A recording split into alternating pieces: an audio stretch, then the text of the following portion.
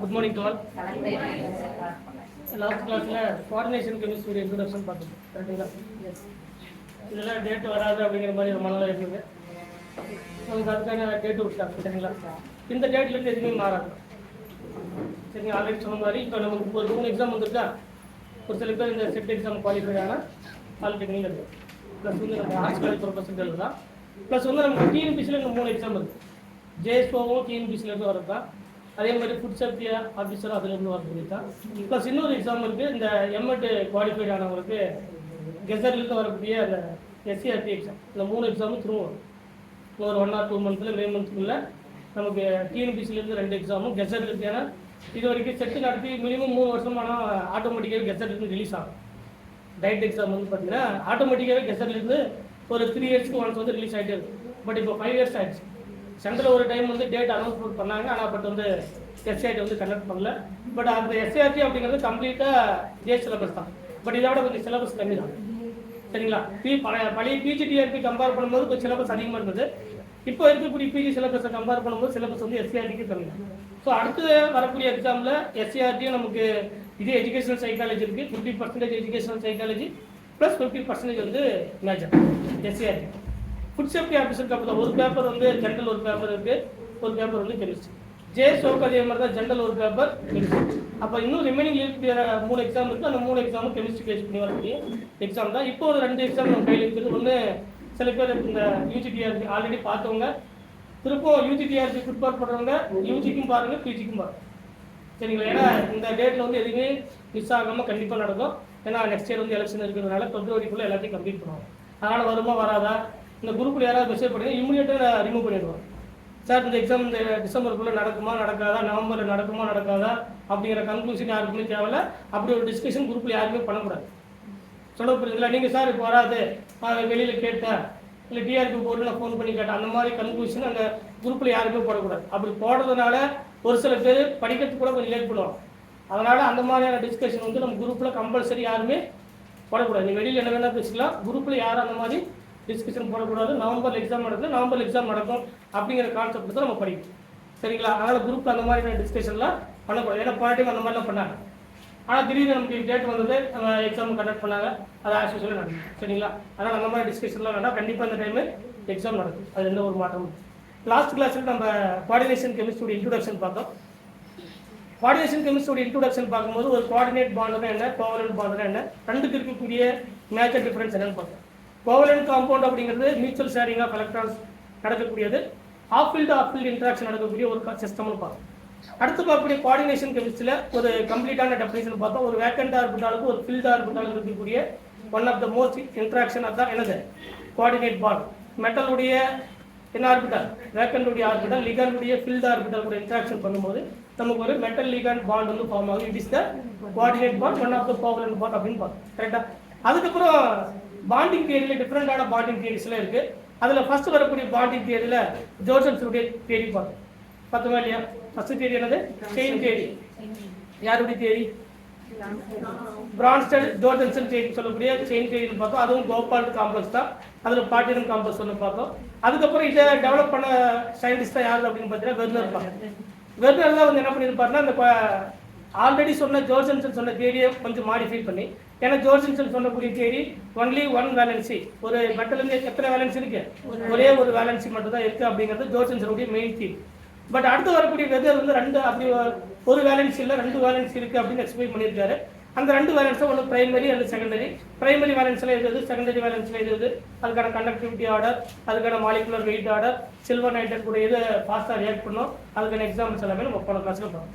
அதுக்கப்புறம் வெர்னருடைய லிமிடேஷன்ஸ் பார்த்தோம், கரெக்டாக அவர் கோஆர்டினேஷன் நம்பர் 4 எக்ஸ்பிளைன் பண்ணல. மெட்டலுக்கு லிகாண்டுக்கு இருக்கக்கூடிய பாண்டிங் அதெல்லாம் ஒரு சில லிமிடேஷன்ஸ் எல்லாம் பார்த்தோம். அதே மாதிரி ஜாமெட்ரி ஷேப் கூட அவர் எக்ஸாக்டாக எக்ஸ்பிளைன் பண்ணியிருக்க மாட்டார். இது எல்லாமே வெர்னருடைய என்னது ஃபெயிலியர்னு பார்த்தோம். அதுக்கப்புறம் என்ன பார்த்தோம், அதுக்கு முன்னாடி ஸ்டெபிலிட்டி ஆக்சிடேஷன் ஸ்டேட்டை பேஸ் பண்ணி எலக்ட்ரோ நியூட்ரலிட்டி பிரின்சிபல் பார்த்தோம். எலக்ட்ரோ நியூட்ரலிட்டி பிரின்சிபல் படி பார்க்கும்போது இப்போ ஒரு கோஆர்டினேஷன் நம்பர் 6 இருக்குது அப்படின்னா, ஒரு மெட்டல் கூட கனெக்டாக இருக்கக்கூடிய 6 லிகாண்ட் கனெக்ட் ஆகும்போது மெட்டலுக்கு என்ன சார்ஜ் இருக்குது. இப்போ சப்போஸ் வந்து ஒரு மெட்டல் இருக்குது, மெட்டலுக்கு ஆல்ரெடி பாசிட்டிவ் +2 ஆக்சிடேஷன் ஸ்டேட் இருக்குன்னு பார்த்தோம். ஒரு மெட்டலுக்கு ஒரு மெட்டல் அயான்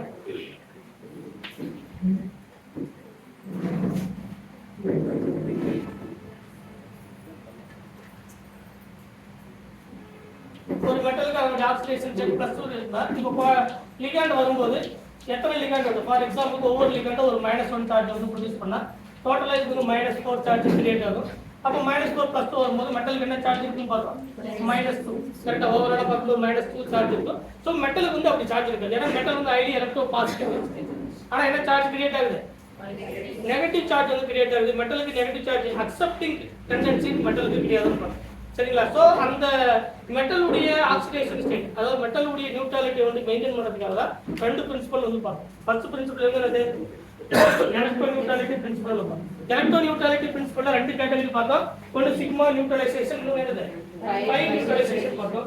சிக்மா நியூட்ரலைசேஷன் அப்படிங்கிறது சிக்மா பாண்ட் வழியா எலக்ட்ரானை வித்ட்ரா பண்ணக்கூடிய மோஸ்ட் எலக்ட்ரோ நெகட்டிவ் எலிமெண்டான ஃப்ளூரின், ஆக்சிஜன், நைட்ரஜன் மாதிரியான இருக்கக்கூடிய லிகண்ட் NH3, வாட்டர், ஃப்ளூரின் இந்த மாதிரி இருக்கக்கூடிய லிகண்ட்ஸ் எல்லாமே சிக்மா பாண்ட் வழியா ஒரு மெட்டல் எடுத்து எலக்ட்ரானை சிக்மா பாண்ட் வழியா வித்ட்ரா பண்ணி அந்த மெட்டலுடைய நெகட்டிவ் ஆக்சிடேஷன் ஸ்டேட் எதுக்கு வரைக்கும் கொண்டு போகுது? 0 வரைக்கும் கொண்டு. அதனால தான் ஃபர்ஸ்ட் ஸ்டேட்மெண்ட் சொன்ன every element every metal they can achieve to the neutral அல்லது அப்ராக்சிமேட்லி நியூட்ரல் அல்லது நியரஸ்ட் டு த நியூட்ரல். நியூட்ரலா மாற்ற ட்ரை பண்ணுமே தவிர நெகட்டிவ் சார்ஜ் இருக்கிறதுக்கு ட்ரை பண்ணாது. அதுதான் ஃபர்ஸ்ட் சிக்மா நியூட்ரலைசேஷன். ரெண்டாவது என்னது? Pi neutralisation. பை நியூட்ரலைசேஷன்ல பை அக்செப்டிங் லிகண்டான Cl, CO, NO+ இதெல்லாம் பாரு. கரெக்ட்டா இல்லையா? PPH3 என்னது? Pi acceptor ligand. Pi bonded வழியா பேக் பாண்டிங் வழியா எலக்ட்ரானை வித்ட்ரா பண்ணி அந்த மெட்டலுடைய சார்ஜ் வந்து என்ன பண்ணும்? நியூட்ரலைஸ் பண்றதுக்காக ஸ்டெபிலைஸ் பண்றது அப்படிங்கிறது பாரு. கரெக்ட்டா? அடுத்து என்ன பார்த்தோம்? அதுக்கப்புறம் ஒரு ஆக்சிடேஷன் ஸ்டேட்டை பேஸ் பண்ணி வரக்கூடிய ஸ்டெபிலிட்டியில நான் டிரான்சிஷன் மெட்டலுடைய ஸ்டெபிலிட்டியை பார்க்கறதுல ஃபர்ஸ்ட் பார்த்தோம். நான் டிரான்சிஷன் மெட்டல் ஆக்சுடைய ஸ்டெபிலிட்டியை எலக்ட்ரோ நியூட்ரலிட்டி பிரின்சிபல் வந்து வெல் எக்ஸ்பிளைன் பண்ணுது அப்படின்னு பார்த்தோம். தெர்மோடைனமிக் ஸ்டெபிலிட்டின்னு பார்த்தோம். கரெக்டா? எலக்ட்ரோ நியூட்ரலிட்டி பிரின்சிபல் மெயினா யாருடைய ஸ்டெபிலிட்டி எக்ஸ்பிளைன் பண்ணுது? நான் டிரான்சிஷன் மெட்டல் காம்ப்ளெக்ஸ் வந்து ஸ்டெபிலைஸ் பண்ணுது அப்படிங்கிறத பார்த்தோம். அதில் ஆக்சிடேஷன் ஸ்டேட் அதிகமாக என்ன அதிகமாகும்? ஃபார்மல் சார்ஜ் வந்து டிக்ரீஸ் ஆகும். ஃபார்மல் சார்ஜ் டிக்ரீஸ் ஆகுதுன்னா கோ டு த நியூட்ரலைசேஷன், 0 நோக்கி போகுது அப்படிங்கறத பார்த்தோம். கரெக்ட்டா? அதுக்கப்புறம் கோஆர்டினேஷன் நம்பர் டிக்ரீஸ் ஆகும்போது என்ன ஆகும்? லிகாண்டுடைய பைண்டிங் வரும்போது ஃபார்மல் சார்ஜ் குறையுது. ஃபார்மல் சார்ஜ் குறையறதுனால நியூட்ரலிட்டியை அட்டைன் பண்ணுது அப்படிங்கறது 2 பிரின்சிபல் பார்த்தோம். சோ நான் டிரான்சிஷன் மெட்டல் காம்ப்ளெக்ஸை பொறுத்த வரைக்கும் ஆக்சிடேஷன் ஸ்டேட் இன்க்ரீஸ் ஆகுது, கோஆர்டினேஷன் நம்பர் டிக்ரீஸ் ஆகுது. இது ஸ்டெபிலிட்டி ஆஃப் நான் டிரான்சிஷன் மெட்டல் காம்ப்ளெக்ஸ் உடைய ஸ்டெபிலிட்டி பார்த்தோம். கரெக்ட்டா? பட் நம்ம சிலபஸ்ல இருக்குது, பட் அவங்க ஜெனரலா தான் கொடுத்துருக்காங்க. சரிங்களா? ஆக்சிடேஷன் வேரியஸ் ஆக்சிடேஷன் ஸ்டேட் கொடுத்துருக்காங்க. அடுத்து வரக்கூடியது நம்ம சிலபஸ்ல இருக்குது டிரான்சிஷன் மெட்டல் காம்ப்ளெக்ஸ் உடைய ஸ்டெபிலிட்டி. கரெக்ட்டா? டிரான்சிஷன் மெட்டல் காம்ப்ளெக்ஸ் உடைய இந்த டிரான்சிஷன் மெட்டல் காம்ப்ளெக்ஸ் உடைய ஸ்டெபிலிட்டியும் நான் டிரான்சிஷன் மெட்டல் காம்ப்ளெக்ஸ் உடைய ஸ்டெபிலிட்டி கம்ப்ளீட்டா டிஃபரெண்ட். சொல்றது புரியுங்களா? ஒரு நான் டிரான்சிஷன் மெட்டல் காம்ப்ளெக்ஸ் உடைய stability completely explained by the electro neutrality principle. சரிங்களா? அதுல ஆக்சிடேஷன் ஸ்டேட் இன்க்ரீஸ் ஆகுது, கோஆர்டினேஷன் நம்பர் டிக்ரீஸ் ஆகுது அப்படிங்கறத வச்சு ஒரு நான் டிரான்சிஷன் மெட்டலுக்கு அதுக்கப்புறம் ரெண்டுமே சேமா இருந்தா இதை பார்த்தோம். அந்த எலக்ட்ரானை வித்ட்ரா பண்ணக்கூடிய பார்த்தோம். ஒரு எக்ஸாம்பிள் குளோரின் பார்த்தோம், வாட்டர் பார்த்தோம், அம்மோனியா பார்த்தோம். கரெக்ட்டா? அப்ப யார் மோர் எலக்ட்ரோ நெகட்டிவ் எலிமெண்ட்? இது எப்ப ஆக்சிடேஷன் ஸ்டேட் சேமா இருக்கும். ஆக்சிடேஷன் ஸ்டேட் சேமா இருக்கும்போது ஒரு எக்ஸாம்பிள் பார்த்தோம். அதே மாதிரி ஒரு டிரான்சிஷன் மெட்டல் காம்ப்ளெக்ஸ்க்கு முன்ன சொன்ன மாதிரி ஆக்சிடேஷன் ஸ்டேட் அதிகமாகுது, கோஆர்டினேஷன் நம்பர் டிக்ரீஸ் ஆகுது, எலக்ட்ரோ நியூட்ரலிட்டி பிரின்சிபல் படி என்ன பண்ணக்கூடாது? டிரான்சிஷன் மெட்டல் காம்ப்ளெக்ஸ் எக்ஸ்பிளைன் பண்ணுறோம். சரிங்களா? ஸோ டிரான்சிஷன் மெட்டல் காம்ப்ளெக்ஸ் உடைய stability mainly depends upon coordination number. இதனுடைய ஸ்டெபிலிட்டி மெயினாக யாரை டிபெண்ட் பண்ணிருக்கு? கோஆர்டினேஷன் நம்பரை தான் மெயினாக டிபெண்ட். சரிங்களா? Mainly depends upon coordination. சரிங்களா? இப்போ கோஆர்டினேஷன் நம்பர்ல நமக்கு எத்தனை டைப்? லைட் தெரியல, இந்த லைட் போடுங்க.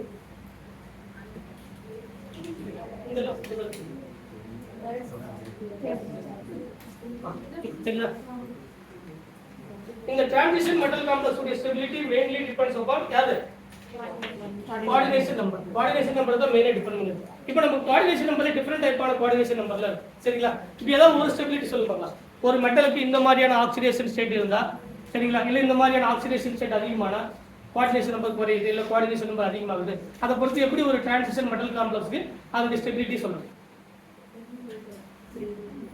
உங்களுக்கு தெரிஞ்ச மாதிரி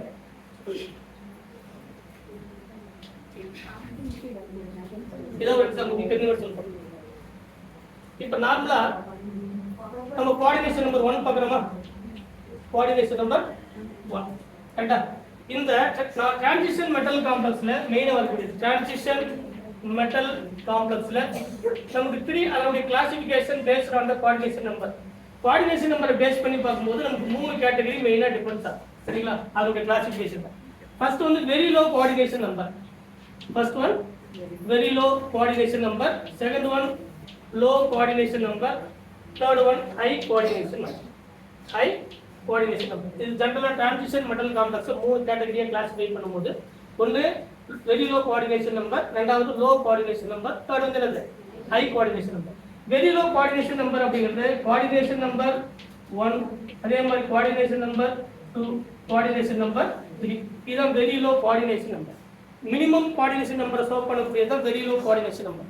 but coordination number low coordination number சொல்லும்போது கோஆர்டினேஷன் நம்பர்ல 4, கோஆர்டினேஷன் நம்பர்ல 5, கோஆர்டினேஷன் நம்பர்ல 6 and கோஆர்டினேஷன் நம்பர் 7 இதெல்லாமே லோ கோஆர்டினேஷன் நம்பர் சோல்வ் பண்ணக்கூடிய சிஸ்டம். கிரேட்டர் than 8, 8 விட அதிகமா இருக்கும்போது சோல்வ் பண்ணக்கூடிய எல்லாமே என்னது ஐகோசாஹெட்ரல் 12 அந்த மாதிரி இருக்கக்கூடிய எல்லாமே என்னது ஹை கோஆர்டினேஷன் நம்பர். இப்போ அந்த வெரி லோ கோஆர்டினேஷன் நம்பர் சொல்லக்கூடியதுல coordination number 1, coordination number 2 and coordination number 3. சரிங்களா? நம்ம எதை மட்டும் ஸ்டடி பண்ணோம். இப்போ நீங்க இதுல எடுத்து ஸ்டடி பாத்தீங்கன்னா எக்ஸ்பெரிமெண்டலா அதோட ஸ்டடி எடுத்து பாத்தீங்கன்னா coordination number very low coordination நம்பர்ல பெரும்பாலும் எதை ஸ்டடி பண்ணுவோம்னா அதோட ஜியோமெட்ரி, அதோட பாண்டிங் நேச்சர் அல்லது அதனுடைய ஸ்டெபிலிட்டி. நார்மலா சொல்லுவோம் பாண்டிங் நேச்சர் என்ன, அதோட ஜியோமெட்ரி என்ன, அதோட ஷேப் என்ன, இதை ஜெனரலா ஸ்டடி பண்ணக்கூடியதுல வெரி லோ கோஆர்டினேஷன் நம்பர். அதே சேம் தான் ஹை கோஆர்டினேஷன் நம்பர்லயும் பெரும்பாலும் நம்ம ஸ்டடி பண்ணக்கூடிய ஜியோமெட்ரி, அதோட ஷேப், அதோட பாண்டிங் நேச்சர் பெரும்பாலும் ஸ்டடி பண்ணக்கூடியது. பட் சென்டர்ல இருக்கக்கூடிய லோ கோஆர்டினேஷன் நம்பர்ல அதோட ஜியோமெட்ரி, அதோட ஷேப், அதோட electronic transition, d d transition, metal charge transfer அது எல்லாமே 1 by 1 Jahn Teller distortion, crystal field stabilisation energy, metal ligand interaction இது எல்லாமே ஸ்டடி பண்ணக்கூடியது தான் இந்த லோ கோஆர்டினேஷன் நம்பர் சொல்லப்படுது. அப்போ ஓவராலா பார்க்கும்போது கோஆர்டினேஷன் நம்பர்ல 3 3 விதமா பிரிக்கலாம். ஒன்னு low high very low coordination number, ரெண்டாவது low coordination number, third high coordination number. இதுல தான் நம்ம கோஆர்டினேஷன் நம்பர் 4 சொல்லக்கூடிய டெட்ராஹெட்ரல் அண்ட் ஸ்கொயர் இருக்குன்னா கோஆர்டினேஷன் நம்பர் 6 சொல்லக்கூடிய ஆக்டாஹெட்ரல் இருக்கு. அதே மாதிரி ட்ரைகோனல் பிரிஸ்மாட்டிக் இருக்கு, ஹெக்ஸாகோனல் பிளேனார் இருக்கு. பட் ஹெக்ஸாகோனல் பிளேனார் அப்படிங்கிறது வெரி ரேர் கேஸ். சரிங்களா? அதே மாதிரி ட்ரைகோனல் பிரிஸ்மாட்டிக் அப்படிங்கிறது லீஸ்ட் காமன் ஜியோமெட்ரின்னு சொல்லுவாங்க. கோஆர்டினேஷன் நம்பர் 6ல ஆக்டாஹெட்ரல் தான் மோர் ஃபேவர். கோஆர்டினேஷன் நம்பர் 6ல வரக்கூடியது மோர் ப்ரிஃபர். ஏன் கோஆர்டினேஷன் நம்பர் 6ல ஆக்டாஹெட்ரல் தான் மோர் ப்ரிஃபர் கொடுக்கணும் அப்படிங்கிற ரீசன் எல்லாமே இருக்கு. சரிங்களா? அப்ப நமக்கு சிலபஸ்ல இருக்கக்கூடியது பர்டிகுலரா கோஆர்டினேஷன் நம்பர் 6, அந்த coordination number 6 plus coordination number 4. சரிங்களா? மற்றதெல்லாம் நமக்கு சிலபஸ்ல கிடையாது. சரிங்களா? கிறிஸ்டல் ஃபீல்ட் தேடி அதை எக்ஸ்பிளைன் பண்ணது மெயினா சிலபஸ்ல என்ன இருக்கு பாண்டிங் தேடி. அது ஃபர்ஸ்ட் பாயிண்ட் என்னது கிறிஸ்டல் ஃபீல்ட் தேடி. கரெக்ட்டா? கிறிஸ்டல் ஃபீல்ட் தேடில மெயினா டிபெண்ட் பண்ணக்கூடியது coordination number 4 and coordination number 6 தான். இதுல தான் ஐடி crystal field stabilisation energy. Coordination number 4ல ஒன்னு crystal field stabilisation energy maxima இருக்கு. It is a square planar complex. ஒன்னு மினிமம் இருக்கு, மேக்ஸிமம் இருக்கு. இட் இஸ் கால்ட் டெட்ராஹெட்ரல் சொல்றாங்க. அதை வச்சு தான் டான்டல் டிஸ்டார்ஷன் ஒழுங்கா இருக்கா இல்லையா அதை வச்சு டான்டல் டிஸ்டார்ஷன் சால்வ் பண்ணக்கூடியது. So coordination number 4 and coordination number 6 நம்ம மேல டீல் பண்ணக்கூடியது. சரிங்களா? But very low coordination number சொல்லக்கூடியது coordination number 1 and 2 and 3, low coordination number 3, 4, 5, 6 and 7, high coordination number அப்படிங்கிறது கிரேட்டர் than 8. இப்போ கோஆர்டினேஷன் நம்பர் 1, இப்போ கோஆர்டினேஷன் நம்பர் 1ல எக்ஸிஸ்ட் பண்ணக்கூடிய ஏதாவது மெட்டல் லைன் சொல்லுங்களா? இது லாஸ்டா டேட்ல 2014ல கேட்ட ஒரு क्वेश्चन. நான் क्वेश्चन சொல்றேன் பின்னாடி. சரிங்களா? கோஆர்டினேஷன் நம்பர் 1ல பாத்தீங்கன்னா mostly Ag plus, copper plus and gold plus. Copper, silver and gold. Copper, silver and gold. என்ன கோஆர்டினேஷன் நம்பர்? இதுக்கு எக்ஸாம்பிள் எடுத்து பார்த்தீங்கன்னா நீங்க யூபி எடுத்து பார்த்தீங்கன்னா முக்கிய எக்ஸாம்பிள் இருக்கு. ஒரு metal directly connected to the benzene ring. இந்த பென்சின் ரிங்ல ஃபர்தரா connected to the phenyl group. இது இன்னொரு ஃபினைல், மூணு ஃபினைல் குரூப் இருக்கு. The metal M equal to copper, silver and gold. Copper, silver. இப்போ இந்த மெட்டல் டைரக்டா ஒரு கார்பன் கூட கனெக்ட் இருக்கு. So it is called coordination number 1. Coordination number சொல்ல புரியுங்களா? இப்போ இந்த மெட்டல் பேர் காப்பர், சில்வர் அண்ட் கோல்ட். இப்போ இந்த கார்பன் மெட்டலோட கார்பன் வந்து என்னது? மோர் எலக்ட்ரான் நெகட்டிவ் இல்லையா? மெட்டலோட கார்பன் வந்து என்னது? அப்ப இது டெல் பாசிட்டிவ், இது என்னது? Del negative. இல்ல பாசிட்டிவ், இது என்னது? நெகட்டிவ். இது எத்தனை பாண்ட் இருக்கு? ஒரே ஒரு பாண்ட். இதோட coordination number example coordination number 1க்கு பெஸ்ட் எக்ஸாம்பிள் எது அப்படினா ஒரு மெட்டல் கூட கனெக்ட் ஆகக்கூடிய 3 ஃபைனைல் குரூப். அந்த ஃபைனைல் குரூப்ல இருக்கக்கூடிய இந்த கார்பன் மெட்டல், இந்த மெட்டல் அப்படிங்கிறது காப்பர், சில்வர் அண்ட் கோல்டா இருக்கலாம். இது best example for coordination number 1. அப்ப கோஆர்டினேஷன் நம்பர் 1 எக்ஸிஸ்ட் பண்ணனும் அப்படினா அந்த காம்ப்ளெக்ஸ்ல மினிமம் ஆக்சிடேஷன் ஸ்டேட் என்ன ஆக்சிடேஷன் ஸ்டேட் இருக்குன்னா மினிமம். அப்ப மினிமம் ஆக்சிடேஷன் ஸ்டேட் என்னது? +1 தான் மினிமம் ஆக்சிடேஷன் ஸ்டேட். இப்போ நீங்க காப்பர் சில்வர் பர்టిక్యులரா silver Ag+ and gold Au+. இதனுடைய கோஆர்டினேஷன் நம்பர்ல இதனுடைய ஆக்சிடேஷன் ஸ்டேட் ஃபர்ஸ்ட் இதனுடைய ஆக்சிடேஷன் ஸ்டேட்ல +1 ஆக்சிடேஷன் ஸ்டேட், இதனுடைய ஆக்சிடேஷன் ஸ்டேட் +2 ஆக்சிடேஷன். கரெக்ட்டா? இப்போ இதனுடைய கோஆர்டினேஷன் நம்பர் எடுத்து பாத்தீங்கன்னா இந்த காம்ப்ளெக்ஸ்க்கு +1 ஆக்சிடேஷன் ஸ்டேட்ல கோஆர்டினேஷன் நம்பர் 2 +2 ஆக்சிடேஷன் ஸ்டேட்ல கோஆர்டினேஷன் நம்பர் 4 வரைக்கும் எக்ஸிஸ்ட் ஆகும். இதுக்கு ஒரு எக்ஸாம்பிள் இருக்கு இல்லையா? AgCl4 இருக்கு இல்லையா? சில்வர் சயனைட் இந்த மாதிரி காப்பி. இப்போ ஒரு எக்ஸாம்பிள் இருக்கு பாருங்க. AgCl2 இருக்கா? இருக்கு இல்லையா? Silver cyanide complex. இது சில்வரோட ஆக்சிடேஷன் ஸ்டேட் என்னது? ரெண்டா ப்ளஸ் வச்சுக்கோங்க -1. இப்போ என்னது x -2 = -1. x = என்னது? +1. சில்வருக்கு என்ன ஆக்சிடேஷன் ஸ்டேட்? சில்வர் மேல காப்பர் போடும். காப்பரோட ஆக்சிடேஷன் ஸ்டேட் என்னது?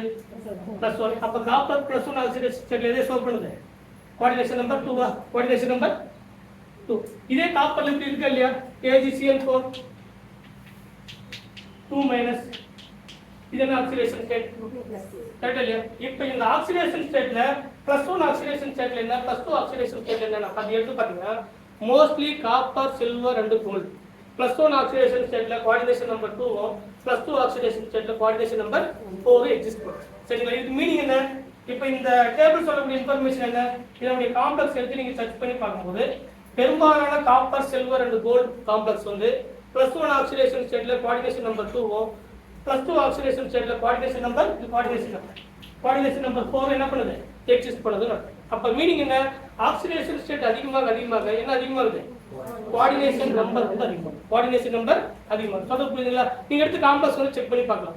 இப்ப சில்வர் கோஆர்டினேஷன் நம்பர் 2ல எக்ஸிஸ்ட் பண்ணக்கூடிய காம்பவுண்ட். இப்போ இதெல்லாம் சில்வர் அண்ட் காப்பர்ல கோஆர்டினேஷன் நம்பர் 2 எக்ஸிஸ்ட் பண்ணக்கூடிய காம்பவுண்ட். சொல்றது புரியுதுங்களா? அதுக்கப்புறம் என்னது? ரிமைனிங் இப்போ கோஆர்டினேஷன் நம்பர் 1ல யார் யாரெல்லாம் எக்ஸிஸ்ட் பண்ணலாம் பெரும்பாலும் அப்படின்னு பார்த்தீங்கன்னா 1 சில்வர் + காப்பர் + அண்ட் கோல்டு +. சரிங்களா? இப்போ கோஆர்டினேஷன் நம்பர் 2ல கோஆர்டினேஷன் நம்பர் 2 இப்போதான் பார்க்குறோம். இது எல்லாம் கோஆர்டினேஷன் நம்பர் 2 இல்லையா? அப்போ கோஆர்டினேஷன் நம்பர் 2ல யார் யாரெல்லாம் இருக்கலாம்? கோஆர்டினேஷன் நம்பர் 2ல அதே silver + and copper + and gold +, அது பர்టిక్యులரா காப்பர், அதுக்கு சில்வர் அண்ட் கோல்டு Au+, அதுக்கப்புறம் பிளாட்டினம் 2+, அல்லது Hg2+, mercury HgCl2 mercury cyanide இருக்கு இல்லையா? HgCl2 மெர்க்குரி சயனைடு ஃபார்முலா என்னது? HgCl2. கரெக்ட்டா? இது 2-. இப்போ இது 4- அது பண்ண 4+, 4 2 மைனஸ் பண்ண 2. அப்ப Hg க்கு என்ன ஆக்சிடேஷன் ஸ்டேட்? +2. இதோட கோஆர்டினேஷன் நம்பர் என்னது? 2. Coordination number 2. இதுதான் last category. which one of the following exists in the coordination number 2 metal cations? இதெல்லாம் மெட்டல் கேட்டன்ஸ்னா ஆப்ஷன் எடுத்து பார்த்தீங்கன்னா Ag+ அது Au+ and Hg2+, ரிமைனிங் வேற வேறல கொடுத்துருக்காங்க. சரிங்களா? அது क्वेश्चनல பார்க்கும்போது சொல்றது புரியுதுங்களா? அப்ப கோஆர்டினேஷன் நம்பர் 1ல மெயினா அதுவும் பர்టిక్యులரா சில்வரோட அதாவது காப்பர் மெயினா எக்ஸிஸ்ட் பண்றத விட Ag+ and gold+. மெயினா +1 ஓட ஆக்சிடேஷன் ஸ்டேட்ல கோஆர்டினேஷன் நம்பர் 1ல சோல்வ் பண்ணக்கூடிய மெயின் மெட்டல் அயன்ஸ் சொல்லும்போது காப்பர் சில்வர் அண்ட் கோல்ட் என்ன ஆக்சிடேஷன் ஸ்டேட்ல +1 ஆக்சிடேஷன் ஸ்டேட். சரிங்களா? அப்ப இதே காம்ப்ளெக்ஸ் வந்து ஆக்சிடேஷன் ஸ்டேட் அதிகமா இருக்கும்போது கோஆர்டினேஷன் நம்பர் 4 வரைக்கும் எக்ஸிஸ்ட் பண்ணுது. இது +1 ஆக்சிடேஷன் ஸ்டேட்ல கோஆர்டினேஷன் நம்பர் 2 +2 ஆக்சிடேஷன் நம்பர்ல கோஆர்டினேஷன் நம்பர் 4 அதிகமாகும். அப்ப இதுல இருந்து அவங்க சொல்லக்கூடிய இன்ஃபர்மேஷன் என்னன்னா ஆக்சிடேஷன் ஸ்டேட் அதிகமாக என்ன அதிகமாகுதுன்னு சொல்றாங்க? கோஆர்டினேஷன் நம்பர் வந்து அதிகமாகுது. கோஆர்டினேஷன் நம்பர் அதிகமாகும். சொல்ற பாயிண்ட் புரியுதுங்களா? அதே சம்பவம் இப்ப கோஆர்டினேஷன் நம்பர் 2ல எதுல எக்ஸிஸ்ட் ஆகுது? Kg+, Au+, Hg2+, அதுக்கப்புறம் பிளாட்டினம் இருக்கா? PtCl2- platinum complex. சரிங்களா? அதே மாதிரி கோஆர்டினேஷன் நம்பர் 3 இத முடிச்சிருங்க அடுத்து சொல்றேன். சரிங்களா? Coordination number 1, coordination number 2 and coordination number 3. இதுல கேட்கக்கூடியது என்னன்னா எந்த மெட்டல் அயன்ஸ் வந்து கோஆர்டினேஷன் நம்பர் 1 மெயினா சோல்வ் பண்ணக்கூடியது, 2 எது மெயினா சோல்வ் பண்ணக்கூடியது, 3. அதுக்கப்புறம் எப்பவும் போல 4 5 6 எல்லாமே நமக்கு 4 and 6 மட்டும் பார்க்கணும். சொல்றது புரியுதுங்களா?